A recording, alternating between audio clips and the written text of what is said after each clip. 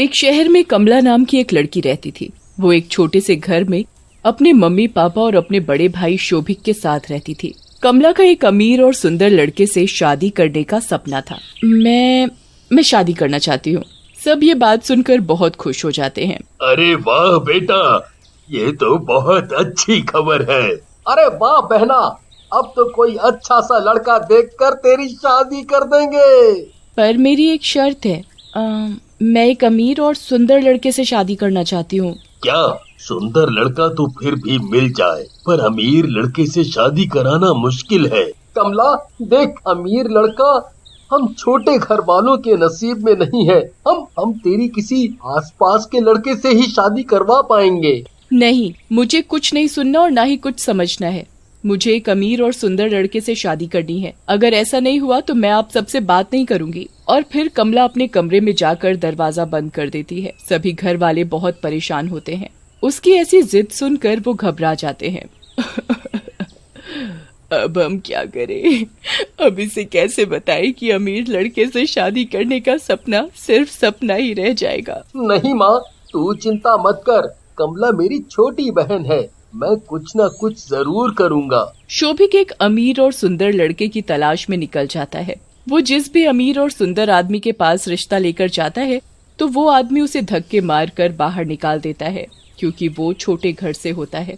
शोभिक ये सब सहते सहते थक जाता है और 4 महीने बाद उदास मन से घर वापस लौट जाता है। सुन बहना, वो मैं कुछ कहना चाहता था। भैया तुम आ गए। मुझे पता है आपने मेरी शादी के लिए अमीर और सुंदर लड़का ढूंढ लिया होगा। अब जल्दी से हम शादी की तारीख निकलवा लेंगे ना? कमला के मम्मी पापा भी शोभित के पास आ जाते हैं। नहीं बहना, छोटे घर वाले होने की वजह से किसी भी अमीर और सुंदर आदमी ने तुझे शादी के लिए हाँ नहीं की। कमला को ये सुनकर मानो झटका जैसा लग गया हो। वो बहुत दुखी हो जाती है। भैया अब मुझे कुछ नहीं पता। मैं अब तुमसे कभी बात भी नहीं करूंगी और ना ही माँ पापा से करूंगी। कमला रोती रोती अपने कमरे में चली जाती है और दरवाजा बंद कर देती है। ये देखकर उसके परिवार वाले बहुत दुखी हो जाते हैं। हाय मेरी किस्मत, अब हम क्या करें? बस अब बहुत हो गई कमला की जिद। प्यार करते करते इसे सिर पर चढ़ा लिया है। अब चाहे कैसा भी लड़का मिले, इसकी जल्द से जल्द शादी करवा दो। शोभित को पापा की ये बात सुनकर बहुत बुरा लगता है। कुछ दिनों बाद कमला की शादी उसके पड़ोसी के साथ तय कर देते हैं। ये बात सुनकर कमला सह नहीं पाती और घर के पास वाले कुएं में कूदकर अपनी जान दे देती है। और फिर जब ये सब शोभित ने देखा तो वो घबराता हुआ और डरा हुआ अपने पापा को बताता है। उसके पापा बहुत दुखी हो जाते हैं और रिश्ता मना करने से बहुत घबराते हैं।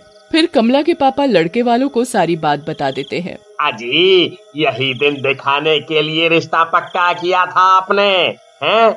और उम्मीद कर भी क्या सकते हैं आप जैसे छोटे घर वालों से। कमला के पापा निराश होकर घर पहुंचते हैं। वहीं दूसरी ओर आधी रात के समय जिस कुएं में कमला ने अपनी जान दी थी, वहीं से कुछ आवाज आ रही थी।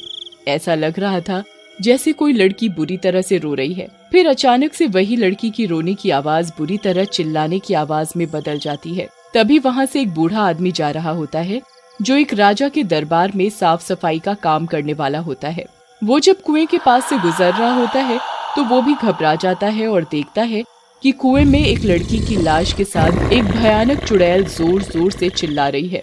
वो बूढ़ा आदमी ये देखकर बहुत डर कर भाग जाता है और वो कमला की लाश से निकली चुड़ैल बहुत खतरनाक होती है।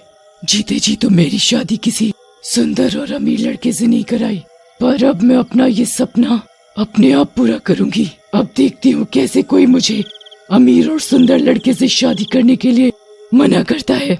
अब वो चुड़ैल अमीर और सुंदर लड़के की तलाश में निकल जाती है। सुबह होते ही वो बूढ़ा आदमी अपने घर से बाहर निकल आता है और जोर जोर से चिल्लाने लगता है। अरे सब लोग बाहर आओ, सब लोग जल्दी बाहर आओ, मुझे कुछ बताना है। सारे लोग अपने घरों से बाहर आकर उस बूढ़े आदमी की बात सुनने लगते हैं। अरे हमारे शहर में एक बहुत भयानक चुड़ैल घूम रही है, वो हम सबको मार देगी। लोग उसकी बातों का विश्वास नहीं करते और वहाँ से चले जाते हैं। बूढ़ा आदमी उन्हें चिल्ला चिल्ला कर बुलाता है, पर कोई उसकी नहीं सुन रहा था और फिर वो आदमी थक हार कर अपने काम पर चला गया। वहीं दूसरी ओर चुड़ैल अपना रूप एक बहुत सुंदर सी लड़की में बदल लेती है। और अपने लिए दूल्हा ढूंढ रही होती है। ढूंढते ढूंढते वो एक महल के पास आ पहुंचती है। वो महल एक राजकुमार का होता है जहाँ पर वो बूढ़ा आदमी काम करता है। चुड़ैल उस महल में घुसने वाली होती है कि उसे महल के सिपाही रोक लेते हैं और उससे अपने आने की वजह पूछते हैं। ए लड़की, कौन हो तुम? क्या करने आई हो यहाँ? मैं कमला हूँ, मुझे यहाँ के राजकुमार से मिलना है, मुझे अंदर जाने दो। नहीं, हम तुम्हें नहीं जाने देंगे। वो राजकुमार तुम जैसे मामूली लोगों से ऐसे ही नहीं मिलते। ये सब सुनकर चुड़ैल बहुत जोर जोर से रोने का नाटक करती है, जिसे सुनकर राजकुमार वहाँ आ जाता है। वो राजकुमार बहुत सुंदर होता है। वो जैसे ही चुड़ैल के सामने आता है, चुड़ैल उसे देखती ही रह जाती है। क्या हो रहा है यहाँ पर? और ये लड़की यहाँ क्या कर रही है? राजकुमार की जय हो। राजकुमार, ये लड़की कह रही है कि ये ऐसे ही आपसे मिलने आई है। राजकुमार की जय हो। हाँ राजकुमार, हमने इसे रोका तो ये रोने लगी। तुम यहाँ क्यों आई हो और मुझसे क्यों मिलना चाहती हो? हाँ, वो मैं कमला हूँ, मुझे आपसे कुछ बात करनी थी। हाँ, आप अंदर आइए। अरे वाह, ऐसे ही लड़के की तो तलाश थी, अब तो इसे फंसा कर ही रहूंगी। फिर चुड़ैल राजकुमार महल में बैठकर बातें करते हैं। चुड़ैल महल को देखकर बहुत चौंक जाती है।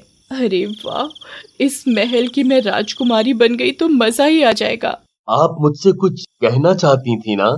हाँ, वो मैं आपसे ये कहना चाहती थी कि जब से मैंने आपको देखा है मैं आपसे प्यार करने लगी हूँ और मैं आपसे शादी करना चाहती हूँ।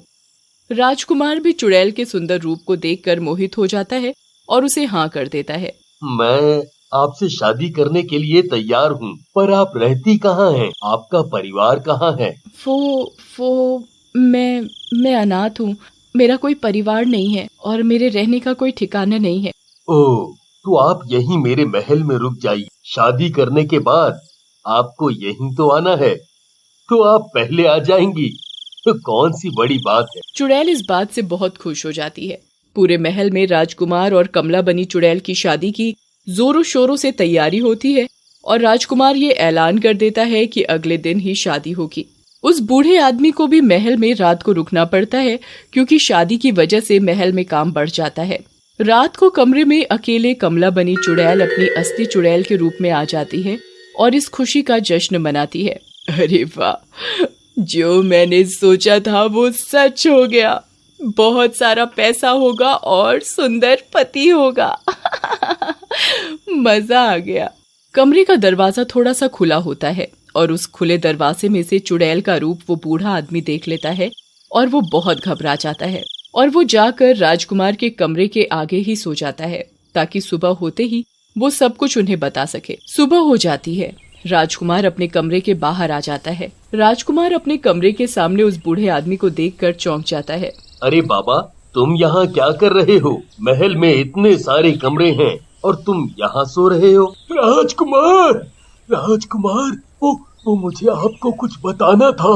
वो जो कमला जी है ना, वो कोई लड़की नहीं, चुड़ैल है और मैंने उसे पहले भी एक बार कुएं के पास देखा था। वो बहुत डरावनी है। आप उससे शादी मत करिए। राजकुमार ये बात सुनकर बहुत चौंक जाता है और जाकर कमला बनी चुड़ैल के कमरे में झांकने लगता है और वो देखता है कि चुड़ैल अपना रूप किसी सुंदर लड़की में बदल रही होती है। राजकुमार ये देखकर तेजी से अपने महल के बाहर आ जाता है और उस बूढ़े आदमी को किसी मंदिर के पंडित को बुलाने भेजता है। इतने में कमला बनी चुड़ैल वहाँ आ जाती है। क्या हुआ राजकुमार जी, आप ये महल के बाहर क्यों खड़े हैं? आपको याद है ना आज हमारी शादी है और आप अभी तक तैयार नहीं हुए। पहले तुम मुझे ये बताओ, तुम कौन हो? मुझे पता है तुम कमला नहीं हो। ये आप क्या कह रहे हैं? मैं कमला ही हूँ। चुड़ैल डर जाती है कि कहीं उसकी सच्चाई सबको पता तो नहीं चल गई। इतने में वो बूढ़ा आदमी मंदिर के पंडित और कमला की कुएं के पास पड़ी लाश के साथ पहुंच जाता है। चुड़ैल ये सब देखकर समझ जाती है और अपने भयानक रूप में आ जाती है। अच्छा, तो तुम्हें अब पता चल ही गया कि मैं कमला नहीं, एक चुड़ैल हूँ। और फिर वो चुड़ैल राजकुमार के गले को पकड़ लेती है उसे मारने के लिए। तभी वो पंडित और बूढ़ा आदमी मिलकर कमला की लाश को जला देते हैं और चुड़ैल वहाँ से गायब हो जाती है और राजकुमार बच जाता है।